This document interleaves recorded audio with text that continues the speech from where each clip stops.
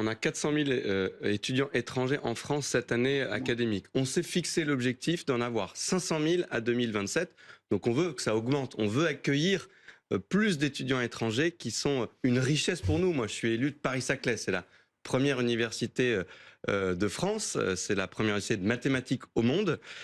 Et on a, moi, j'ai sur ma Cerco des milliers d'étudiants étrangers. Mais On les est étudiants ravis devront payer une et caution. on veut continuer à les accueillir et on veut en accueillir plus.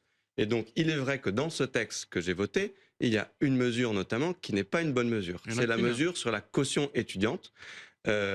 Et la Première ministre a indiqué que ce que nous avons réussi à faire dans cette négociation, on n'a pas réussi à enlever cette mesure. On a réussi à faire en sorte que le montant de la caution soit fixé par décret gouvernemental. Mais est-ce que ça va nuire à nos universités, du coup? A indiqué, je vais jusqu'au bout, c'est important d'aller sur les faits, a indiqué que cette caution, nous metterions la somme la plus modique et symbolique possible, 10 à 20 euros, pour qu'elle n'ait aucun effet. Soyons clairs, on va tuer cette mesure dans l'œuf.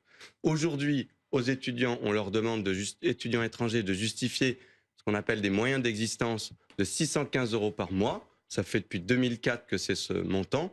Là sera rajouté, c'est 10 à 20 euros. Je pense que c'est une mauvaise mesure et donc nous allons la tuer dans l'œuf.